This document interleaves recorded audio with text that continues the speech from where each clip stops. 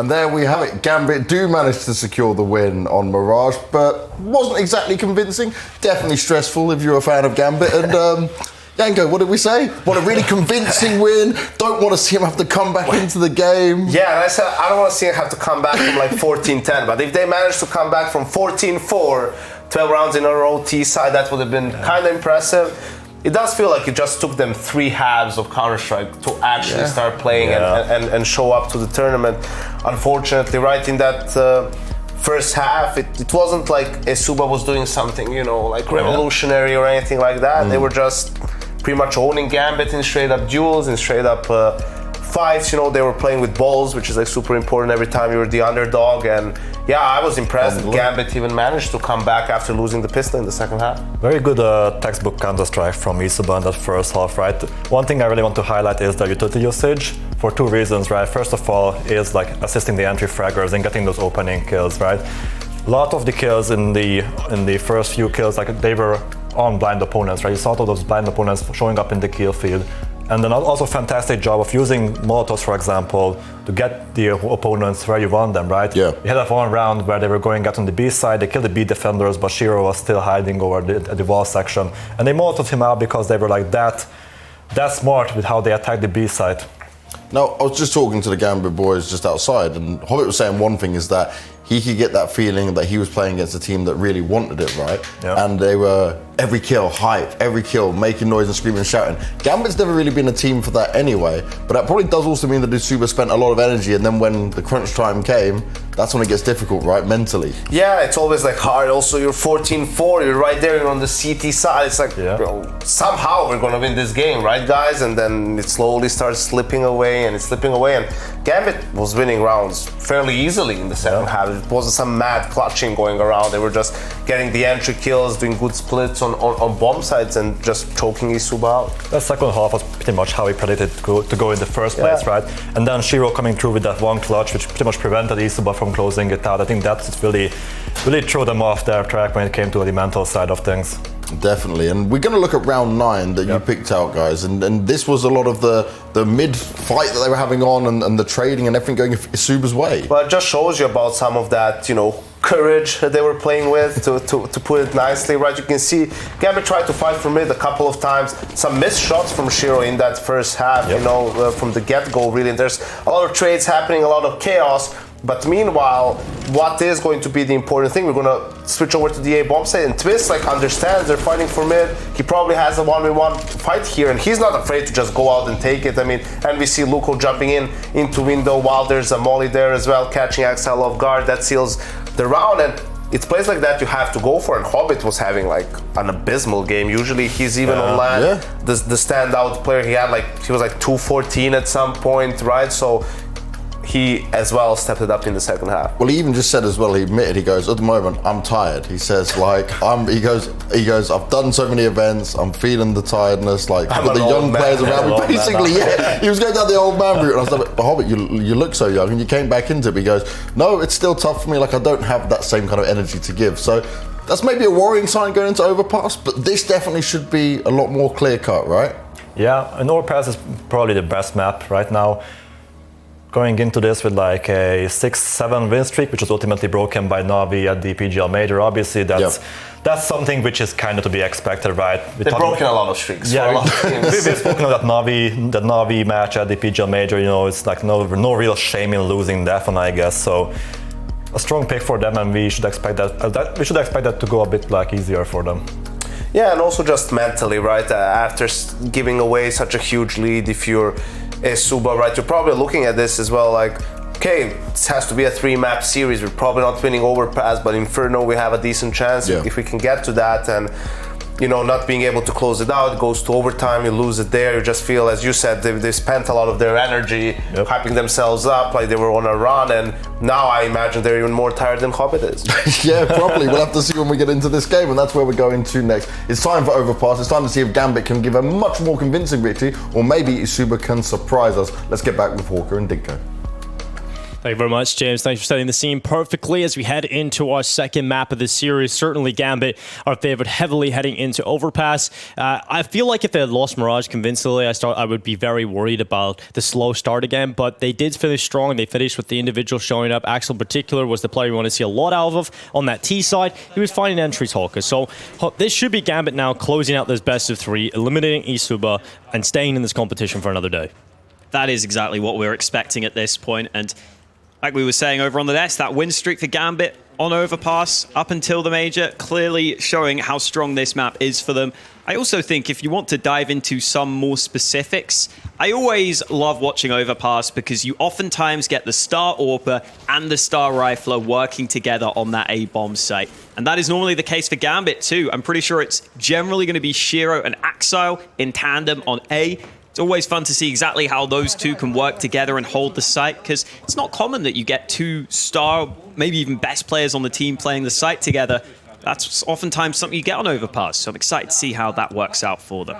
And for eSuba, we're coming into this and we are scraping the bottom of the barrel of potential ways of them getting into it. It was interesting to hear from Banks about how they felt like Gambit felt like the eSuba side would come in with a lot of energy and they put a lot of force in that first map. You can blow your gasket pretty quickly, though, in Counter-Strike matches. We've seen that towards the end of Mirage. I think eSuba was starting to run out of ideas. They weren't exactly doing the same level of T-side executes as they were doing previously in that first half. We were seeing them tease map control and going into their executes. When we went to overtime, that kind of went out the window, Hawk, and it just became more standard executes out of spawn, just trying to run an ideal. Let's just hit B, just hit B. It just felt like they were struggling to find a consistent way of playing when it came into the crunch time. But right into the pistol, Gambit on the T side, eSuba on the CT side. This could be their last map of Counter-Strike play here, eSuba. They're going to give it their all against Gambit on the stage. It's 1 kill for Savannah, and Blogus on the double red is taking himself 2 kills. They're starting to mow down Gambit inside of the connector as Intros is the bomb carrier. You do not want to lose that. And his teammates coming in around the backside, and Shiro gets the double kill. Last bullet in the chamber, headshot connects. Nafany's already pushed all the way into the B site. But getting the bomb across safely might not be easy. At least they have a flashbang, but they may just force the fight against Nafany instead. Oh, nice shot from Petch, and Nafany brought down. And now just 1 player left as Shiro begins to come back into the site from Monster. He has hit some nasty shots so far in this round, and he's going to try and do it again. Look, I wasn't too far off, taking Petchin out of the round. Yeah, he's got a chance for a 1 versus 1, so Petchin's just staying alive, trying to toy with him and play with him, waiting for the rotation, but Shiro with the immediate snappy headshot, and now just down to 1 player. Twist, low in HP, is even down to a body shot from Shiro here. Shiro has the bomb on his back, and he does have time if he wants to go through, but that connector door is closed, so he can't make that noise to go back up to the A site, and Twist is just going to play position down in here on the B site. Shiro's trying to find him, trying to clear out these close positions to feel comfortable about a bomb plant. Getting the bomb plant here confirms at least a force buy for Gambit in the next round, but he's looking for the round win. He's looking for it all. And Shiro can certainly do that, and that's exactly what he'll do. Shiro with a huge round in the pistol. 4 kills out of him as he saves Gambit. A little smirk creeping onto the face of Shiro as Gambit look a little more relaxed here heading into Overpass, but still wasn't exactly a convincing pistol round win. Shiro having to come back with the P250 initially, and then I'm somewhat surprised eSuba spread apart there once they're in the 2 versus 1. They had both players down towards B initially, but Twist started leaving, so wasn't able to group up with his teammate to try and get the trade kill. Fortunately for eSuba, that puts them on the back foot early, but at least they can go for a force buy, try and see if they can put the pressure on in this second round. Oh, look at the aggression up long. Yeah, Loco trying to get around the backside. Hobbit gets into an awkward fight, but Hobbit wins it out with the Galil. The rifle best him in that situation, and Bloggers thought he could focus on long, but in fact, every second wasted focusing on that long fight. There was a play coming from bathroom, so he gets caught by it. Savannah definitely impressed me on map 1. A lot of impressive moments with his individual ability and his raw mechanics when it comes to aim, but he's the only player for the CTs in this round that's found a kill so far. Gambit have taken the A site. They're trying to make sure they stomp Authority all over it by throwing down the smokes on the T-stairs. That bomb definitely still has a journey to try and get to the site. For eSuba, they're just trying to see what they can find here. A couple of kills would be fantastic. Although, very unlikely. And Tez wants to stop that from happening. So does Nafany. Mac 10 kill coming in. Just Twist alive, and an extra $600 will be sent straight into his bank account. See if any further frags are offered up to him. I kind of doubt it at this point, considering the rest of Gambit all have rifles. Good start then for Gambit early in this game. I was looking up some more stats recently, Dinko. I'm gonna have to ask you a question here, and it's a stressful one. Don't get this wrong. So Shiro is the second highest rated CT side player in the world with a 1.42 rating. Who do you think number one is? CT sided opera? Just CT sided player in general, just rating. Simple. No, it's Nico. Unlucky. I think Simple was like 3 or 4, so pretty close. I mean, it's you just gotta find top level players. There's a few good ones. And Nico has had some insane performances. That is last 3 months, to be fair. So recent form-wise, Nico has really been tearing it up. Yeah, Nico has beat nuts over the last few months. Gambit, kind of the opposite, really. They've cooled off a little bit, not to the same elite level as they were. Still seeing Shiro find a lot of that CT success, though, which makes sense with his play style. Oftentimes happy to sit back, and we even saw at the start of this one, the late round scenario working out for him. Inters will go down, that's a gun recovered, but now the bomb can go B, and they know it's free. Yeah, getting overrun. As now Hobbit begins his walk through the connector. He's got himself underneath the ladder. Shiro has pushed his way through very deep, actually. All the way through to CT stairs. He's starting to wrap up. Hobbit cuts off rotations down through connector. Losing players here on the CT side, just one down. The recovery from Gambit to take the site, and now they're just trying to limit the casualties. Hobbit with the double kill. Does get traded out by Twist, but Axel's there to reply very quickly indeed, and now just Blogis flanked from behind. Shiro gets the extra cash in the Mac 10. 3-0, much better start here for Gambit as they go off to a terrible start over on Mirage, but on their map pick, they're up 3-0 on the T side. It's looking quite good as here comes the first test. eSuba out with a bye, M4A1S is out. Blog is getting that AWP into play early on. This is the real litmus test to see what eSuba are going to be able to muster in reply to some of the Gambit T rounds.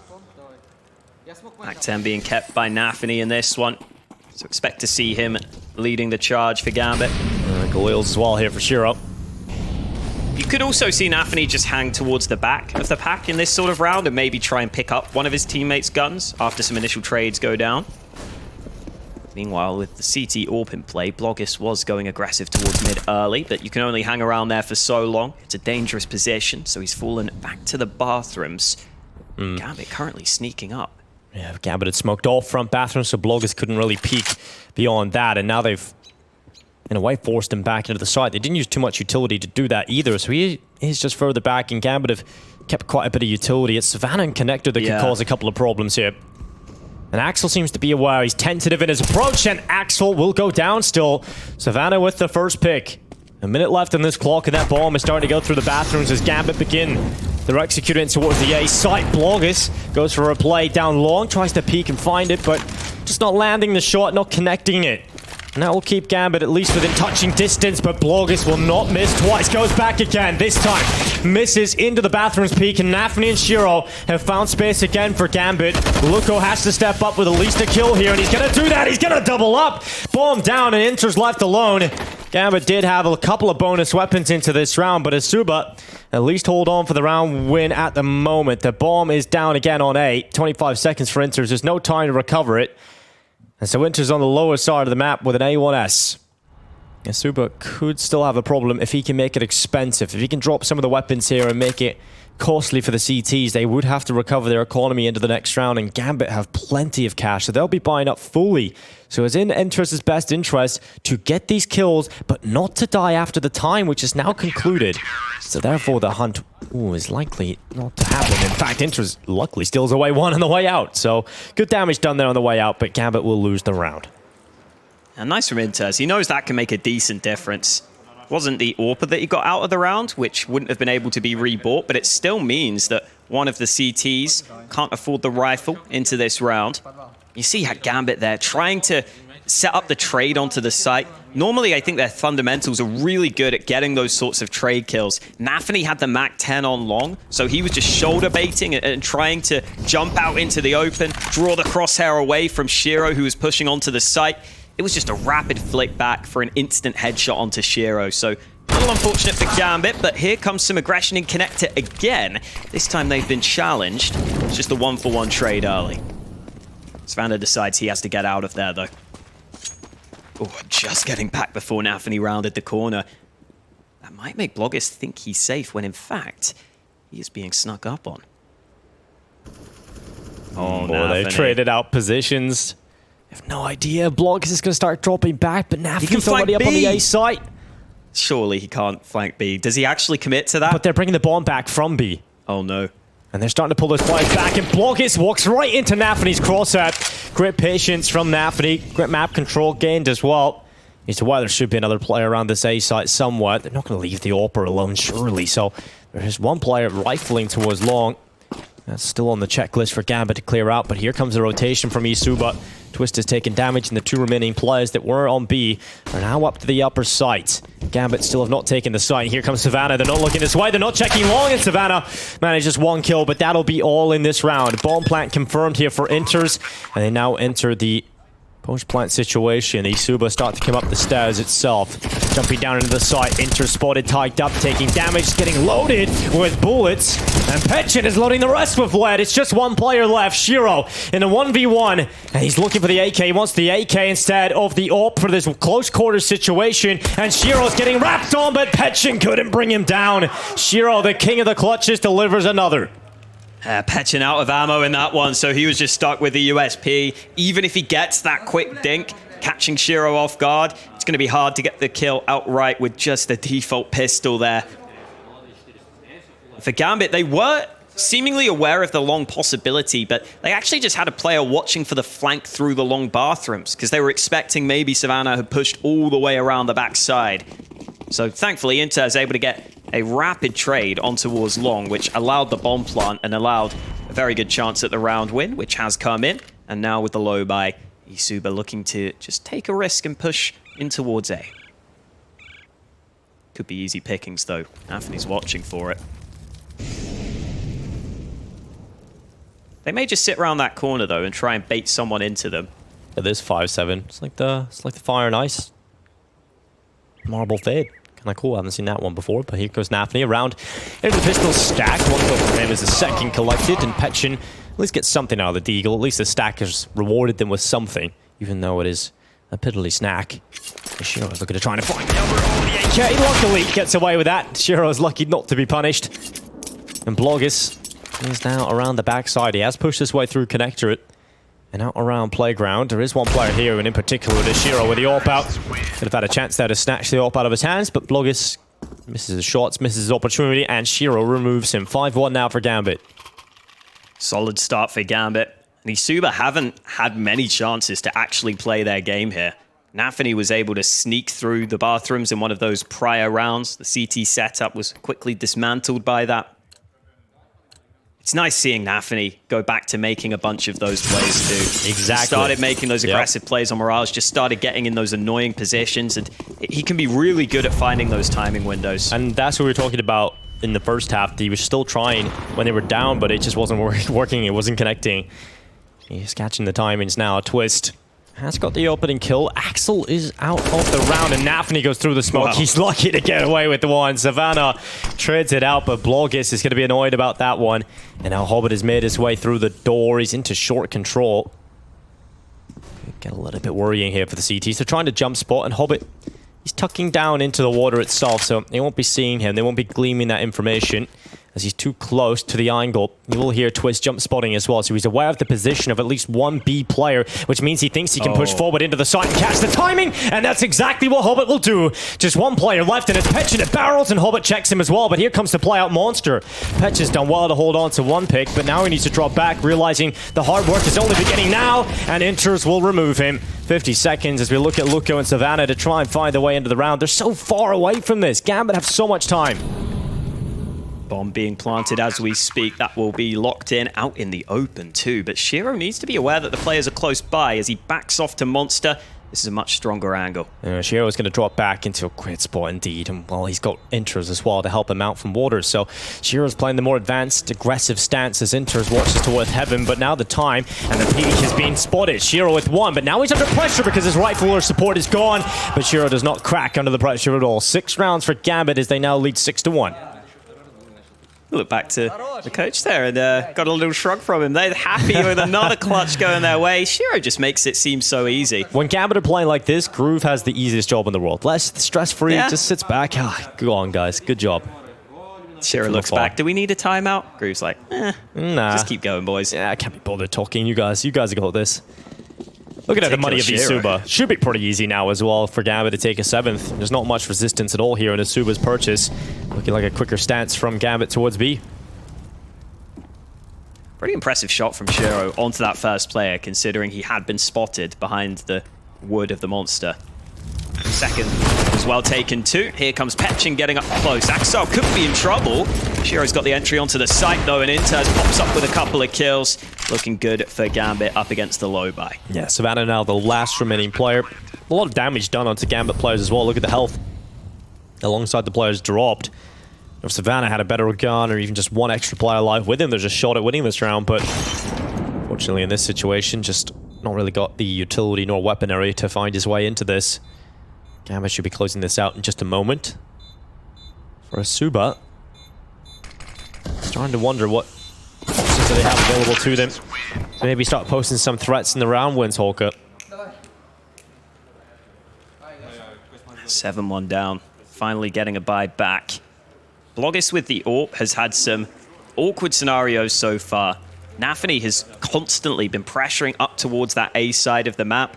Couple of rounds now where he's been able to sneak through a smoke or sneak through the bathrooms and get that AWP out of there. And that makes a massive difference on that A side of the map where you have so many long-range angles with the sniper. Timeout taken because this is getting out of hand. It may be Gambit's pick, but it's still a must-win map for eSuba. And that's not looking likely right now.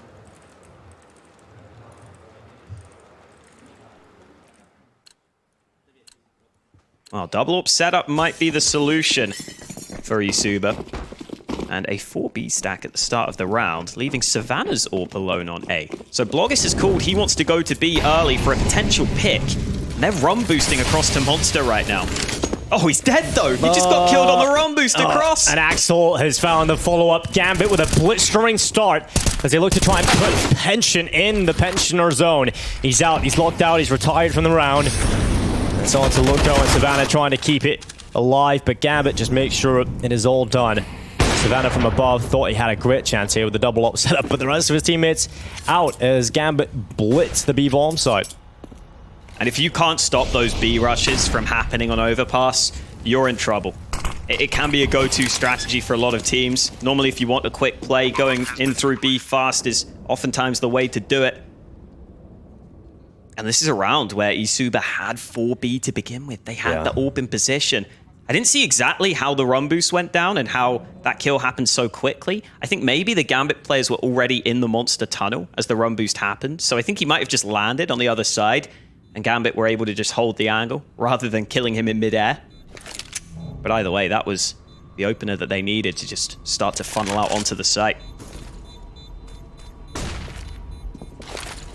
Oh, that gives it away. Savannah's is trying to hide behind the smoke. And here comes Shiro around the corner. Savannah is going to be under so much pressure to try and carry the AWP over, and he won't be able to get it. Eliminating everything from eSuba has put them right back at square one, Hulk. I think they have around a 4K average there, so they might be able to get some rifles out. But yeah, it's not enough, actually. 3K average for the side. That's not good enough, really, to mount much of a purchase. Just so well coordinated by Gambit. You could see they knew exactly how they were playing that. Both players cross it first. They make sure they never give the chance of the lineup. And then even if you swing with the first player, you know the second man can trade. I'm pretty sure Hobbit even managed to save the AWP right at the end there. So it basically went as expected and as planned for Gambit. And generally, I think Gambit are arguably the best team just in terms of the standard protocols they have and team play at times. I remember exactly. They played against Na'Vi in the IEM full final, and it was those fundamentals that were clear. They weren't really playing for all that much there. Exactly. So I think Na'Vi weren't playing at 100%, but Gambit probably the same, and just their solid team play carried them through. Yeah, you definitely have a lot of protocols, those systems, and that's what we're talking about. When we looked at the Mirage performance when they got into the game, you could just see they were so systematic in their elimination of eSuba players. When we talk about some of the rounds that worked for eSuba when they were going up against the Gambit T side, and it was when they were being disruptive, when they were catching them off and trying to make it a lot more difficult for Nafany to maybe find some of those utility plays in the early round, stop Axel from being able to catch the timings. And I don't think eSuba are doing a good enough job right now at being disruptive. They're just letting Gambit run right into them with the most simple of plays. They haven't had to go too deep in the strat book. They haven't had to look elsewhere. It has just been these simple B attacks time and time again. And sometimes it's even, we'll sit outside of B and we'll let Nafany play with utility. We'll take a slow default, smoke out the front of bathrooms, force the AWPer of Blogus back. And Blogus is respecting every single one of those situations. You know, one smoke comes in, he'll respect it and fall back. He'll do exactly what Gambit want you to do with their utility. When Blogus was on Mirage, at times playing in and around the smokes, catching Gambit off, being unpredictable. But right now, Gambit want you to do that. They want you to fall back into the site and play much more recessive and allow Nafany to play in and around the smokes and get that space to work with. I don't think eSuba are pushing forward enough, not causing enough problems. And Overpass is a map that gives you a lot of leeway on the CT side of being aggressive, of catching him out, not maybe on just both sides of the map, but certainly on one side of the map. You can just decide this round we're going to push water, we're going to take that water control away from Gambit and try to throw a curveball into their defaults, because right now it's just so systematic and so easy for Gambit to do exactly what they want. To give some credit to eSuba, Shiro has had to win 3 1vx scenarios. That's very true. So there's been a couple of close rounds. It's just whenever it comes down to that close round, you've just got Shiro there, the final boss of the Gambit team. Yeah, and you gotta make it messy. And yeah, I suppose that's another thing. It's like, even if you do make it messy, you've still got Shiro in their back pocket. It's back to this B stack for eSuba, and some early ground gained with the AWP of Blogus pushed into B short. Oh, flash through Monster is confident, but Axar wasn't blinded by it, so it ends up being the easiest kill he will get. Again, not a bad idea from eSuba, but as soon as that flash isn't effective, you are screwed. Got to make sure that is a fantastic flash. That's a good flash from Gambit. Getting Blogus away from that angle. He's even taken a nade down to 3 health. Axel is out through Monster, and that's going to be a timing that Luco was just not expecting. He was trying to drop back, thought he had safe passage back to barrels, but ends up getting eliminated on the way there. Petchin at least recovers a kill on Axel. But Blogus and Petchin have a lot of work to do in a 2 versus 4. They have half the player count of Gambit. The bomb hasn't even moved. Look at Shiro. Look how patient he is. Just sitting in the playground. Rolling it back to the Gambit youngsters days. Chilling in the playground. Nice. Hey, you can still go into the playground as an adult if you want to. It wasn't even that long ago these guys were Gambit youngsters, by the way. I was looking through some of the history, and it was the WePlay CIS RMR. They were still Gambit youngsters during the RMR systems of 2020. But it's pretty wild. Like the middle of 2020, I think, too. It was at the start, around March, I think, around that time. But that's pretty wild, isn't it? To consider that they were still the Academy team title going into 2020, where they made some of the best runs they've had, and then into 2021.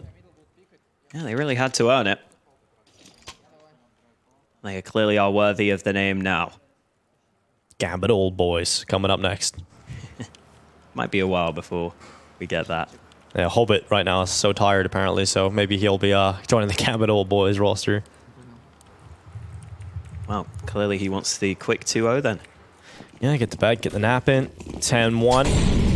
eSuba. Back to pistols, back to an MP9, and back to Shiro slapping you in the face. It's like Squid Game. Yeah, it's just not going well for eSuba right now. Unfortunately, this isn't a game they can call off, though. They have to keep playing. To the death.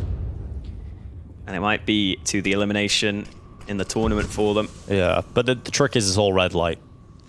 As Gambit like to try and eliminate them in quick succession. Twisting around the backside, 5-7. It had the perfect chance because Nafany wasn't even looking the right way. Still able to react and take out Twist. Savannah also Getting picked off by Shiro. It's now Petchin and Luko trying their best, and one will go through for Luko's deagle, but Petchin now on a 1v4. Unwinnable, unrecoverable, and just about done. Someone needs to scrub up some of the graffiti on Overpass, man. It's been around a while.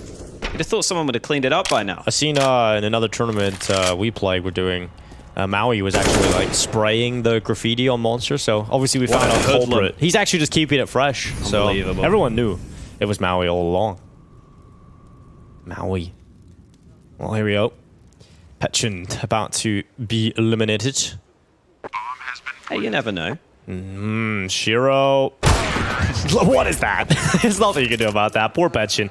Walks out of the AWP, tucked in that corner. Not exactly the most common position, but Shiro will close it out. 11-1 now as we start to look towards the buy here for eSuba. They've got plenty of money, 5k in the bank average, so they definitely have a lot of cash, but ahead of the tactical pause, they realize they don't have a lot of rounds to play with now in this first half, so that's certainly something they have to think about. They've got to glean a few more going into the second half, otherwise this is a done deal.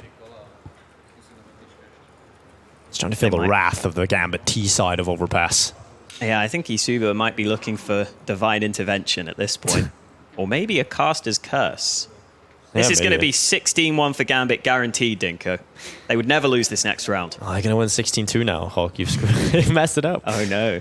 I'm sure they would be devastated. No, Axel has taken off his jacket. Now, Axel often plays with a jacket wrapped around him, but it's not on this time around. Yeah, he doesn't put his arms through the jacket, does he? No. A lot of the time. He wears it like a cape because he's super Axel. Pretty baller. I can get behind it. You gotta go with the Incredibles mantra, though. You know, superheroes of capes never work. But Shiro is certainly confident. He's pushing through that short tunnel alone through the smoke of the AWP. He's got that water control. The rifler is in behind him now of Inters to back him up.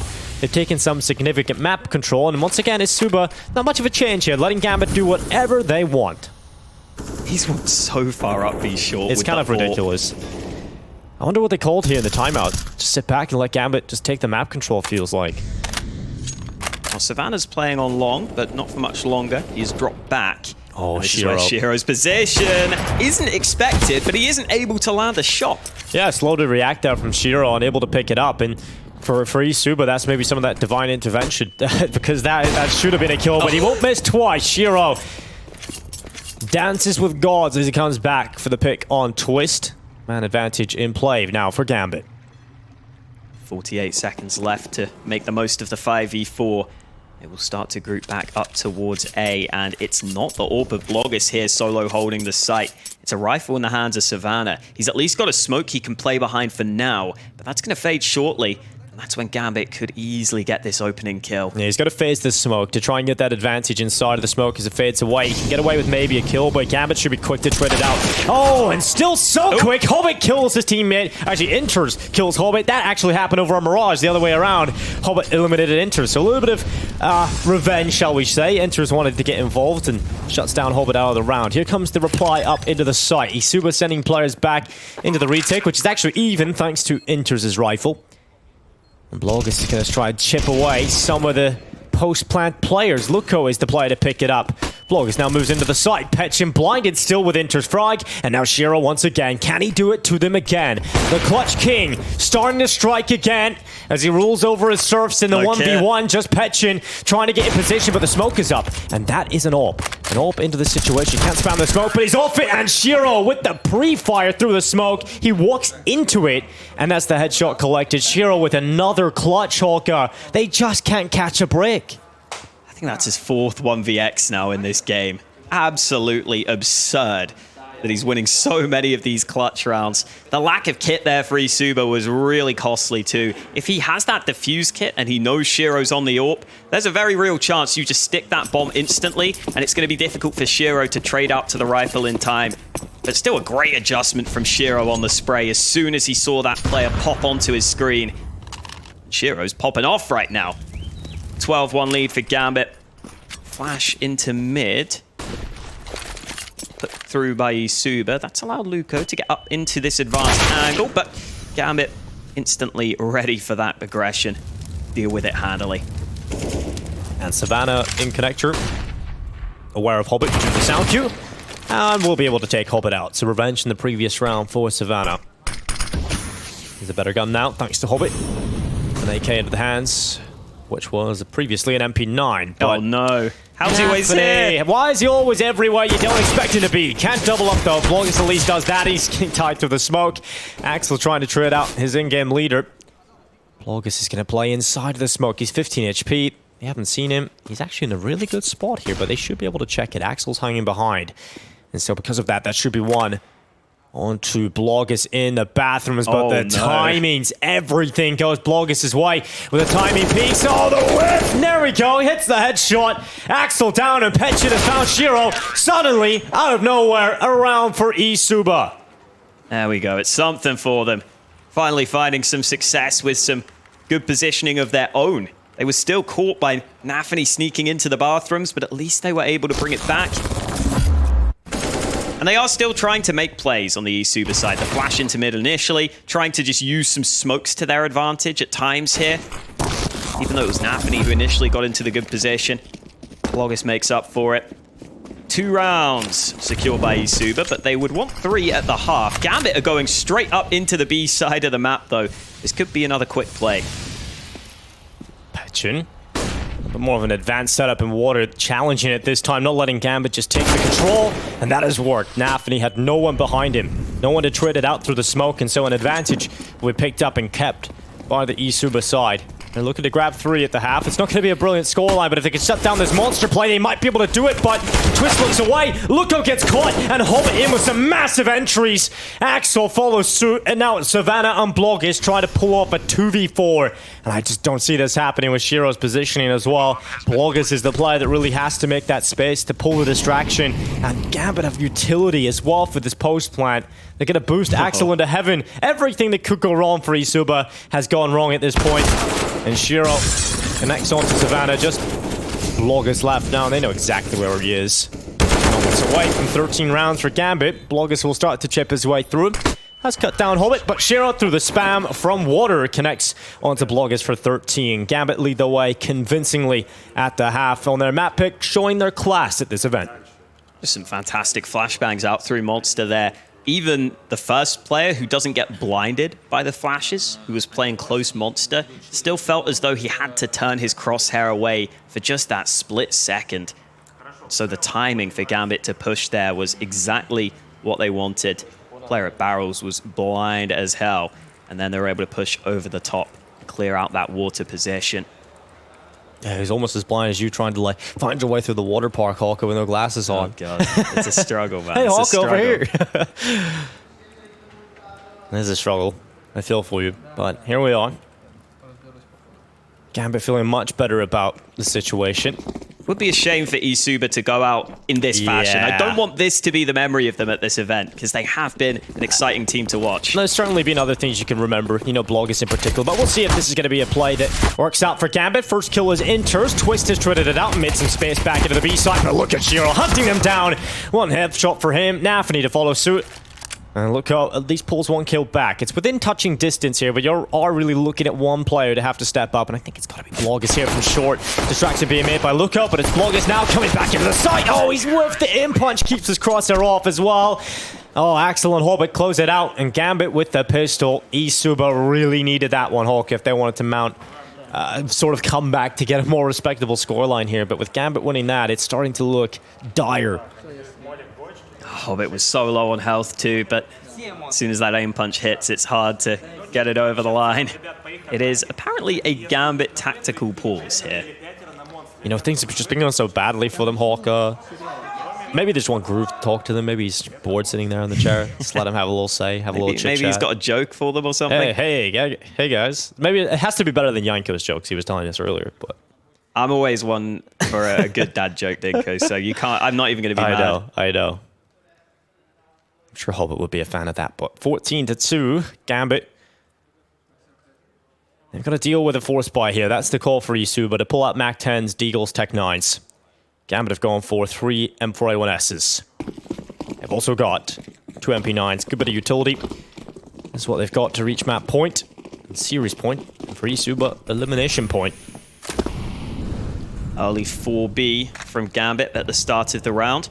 Quite common for teams to stack heavily towards B because that's where a fast play is more likely to come from. It's Connector that eSuba have taken though, and Axel's currently falling back. If the timing's off for him here, he could get caught. Oh, just gets back around the corner in time.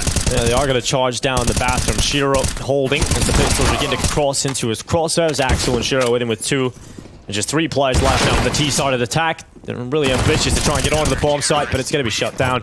Gambit came in with 15-2. They are just 1 round away from eliminating eSuba from the V4 Future Sports Festival. 24-6 for Shiro. That is a classic Shiro scoreline at this point. Barely ever dies. Somehow he manages to get all the kills. Clutches for him too. Yeah, clutches, not been missing too many shots. This is the sort of performance we wanted from Gambit. Maybe not the first map, but after the comeback on the first map, we were saying they were looking good just based on what we were seeing. And that's transitioned into Overpass. Yeah, they're going to go for the boost here. It's a scout on the boost. Yeah, it's really, they're really clutching at straws at the moment. Couldn't get much from the initial peak, so dismount the boost immediately. Twist has taken Holbert out of the round, so an advantage for eSuba picked up in round 18. Maybe a bit of life left in them still, because that's an A1S now into their hands. Axel's currently solo on this A side of the map, so may think about falling back. Indeed, he will retreat from the bathrooms into connector. He hears those steps. Yeah, Axel's going to turn around and behind it. Yeah, you see the response from Gambit, taking some B short control. Now they may rotate, but Axel's caught out. Yeah, I thought he had a chance to look down into short for a moment, and then suddenly he's pinched from 3 players overrunning him. 2 players down here for Gambit. Damage has been done onto Petchin, but still 5 players alive for eSuba, and a beautiful shot from the scout. Headshot onto Nafany. Not done yet for Gambit. Although Shiro and Intro still alive. See what they can muster. They're both on the right site. They're both together. 45 seconds. eSuba start their charge in towards Shiro's rifle. 1 kill for him. He's looking for the second. He's got it. And now Gambit starting to try and close it. Shiro in with a 3K. Oh, this is a nightmare for eSuba. 5 versus 2. It's suddenly a 2v2, and they're rotating straight back to B. This is a hard read on the rotate down. They're going to get there before the T's can get into position. Interest has the angle, and Shiro with the 4K. Just close it with the ace. Get all 5. He's looking for 29, he'll get it. Shiro with the ace, what a round from him. And that perfectly summarizes how dominant that performance from Gambit was. Just absolutely outclassing, outreading, and dominating eSuba on map number 2. Overpass, still the strongest affair here for Gambit. Even if there was a couple of scares at the start of the day, they will survive into another. And you say that Shiro ends on 29 kills there, Dinko. I personally count 2 assists as a kill because I'm a big noob, so I'm going to give him the 30 bomb for that one. Yeah, it's damn close. And how one-sided that game was, how little rounds he actually had to play. It's a very impressive scoreline coming in from Shiro, and I think it's just going to be a relief today for Gambit. I think coming into this, obviously, the number 1 seeded team in this event. They are expected to make to the final. In fact, they're expected to win this event. And facing elimination on day 1 is never where you want to be. But at the start of the day, they did play against Fiend on a Dust 2 matchup. Playing against the Bulgarians can be a very difficult affair in that best of 1 affair. And coming back in, they did recover on Mirage. And this is looking more like the Gambit we want to see throughout the rest of the event. Absolutely. And for eSuba, this is probably a good result for them overall in the tournament, making it through the play-in. Sure, they don't get to do anything at the main event, but it's a pretty tough draw for them. Losing against Big and then Gambit, you really can't say anything bad about that. Those are 2 top teams at this tournament. So I think eSuba definitely showed us what they're capable of. I think they can leave with their heads held high, but most importantly, good to see Gambit back towards their best and hopefully building throughout the tournament. Yeah, Gambit survive on day 1 after an elimination scare, but it's now time to hear from the desk and James Spikes as they break down our second map. Well, that was a very quick second map, and normally I'd pretend like I got some notes on this card, but it was kind of irrelevant at that point because it went so fast. Gambit came through and did what you wanted to see, Yanko. Exactly, this is what we meant when we said, you know, we want a statement win, we want a stomp, right? And no better way to do it than on T side of Overpass, really. It was just their playground, and you could tell it was as we predicted, kind of that, you know, they just, with that comeback, really, eSuba ran out of steam and they just got ran over on Overpass. Yeah, good to see that world-class Gambit is alive and kicking, you know. Of course, it's against eSuba, right? You can't read too much into that, but compared to the previous map, it is definitely a much better performance. And just the way that, you know, they abused that B side and the Shiro coming in clutch, ace at the end, just all the factors were there for them to really just make a statement here, as you said. And a factor we also have to look at, right, when it comes to this series in general. Obviously, we've already touched the fact that eSuba's been here, they played throughout the play-in. But for Gambit, other than Hobbit, it's not really a team that's used to just coming to a new setup, playing, sitting down and being ready for it. So that also is something that has to be taken into account. Yeah, that's why we said, probably the reason why they're playing so many tournaments at the moment, now that we're getting back to LAN, is the fact that they can get more used to these different circumstances and try to, emulate themselves in a sense of having the same play style and the same sort of initiative, and also in that first half on Mirage, they just couldn't hit the shots really. It was as simple as that. They weren't getting outmaneuvered that much or anything. It just usually would see them win most of those fights. Now they were losing them, so it took them a while to get into the swing of things, and you could clearly tell as soon as that happened, there was only one team on the server. Historically, this format, has been used in the past with this best of one opening, and there were a few teams, who always lost that opening game, right? These top teams came in the event and started cold, always lost the best of one, and then warmed up as the event gradually started picking up, and it's really the best of threes where they really show what they're capable of, and that's what I'm hoping for Gambit here. Now we are saying goodbye to eSuba, they are eliminated, but the fact they got this far right was something they can be proud of for sure. The damage they did on Mirage is something they can at least say, look, we tested a top team. We can obviously show what we said about Gambit, not being up to their standard, not feeling that comfortable, but for a team like eSuba, you would never even think they'd have a shot at that, even when Gambit's having an off day. Yeah, I think also the guys have said it, just losing to Big and Gambit in this tournament, right? It's rough. You got a tough draw really, and not too much they can do about that one. But I agree that the fact that they made it out the play-ins and into this tournament was already a feat for them, and at least they have a lot of things that they can look back to and see what they need to improve on, what they can do better, and what some of these teams are doing better than them to get them to that next step. Yeah, hats off, definitely. This is what the tournament is all about, right? Showcasing the talent of the players from this region, and names such as Blogis and Savannah. I think there'll be seeing more of them in the coming weeks and months. And we have been theory crafting about a Slovakian Czech super team, maybe under the Sinners brand, and we're looking towards some of these players maybe representing that and moving forward. Yeah, definitely potential for it as well. But we can't say that Gambit's out of the woods just yet, right? Because the tougher opponent's going to keep on coming now. Obviously, Big very likely to just top this group, depending on how it goes from tomorrow. Not jinxing them, Jalen. Don't worry, I'm not throwing them under there just yet. But how it can all work out is Gambit are going to now get at least a few more games to get themselves ready and prepared for it. Has the Overpass one at least made you guys feel, okay, they should still be on course to win this event?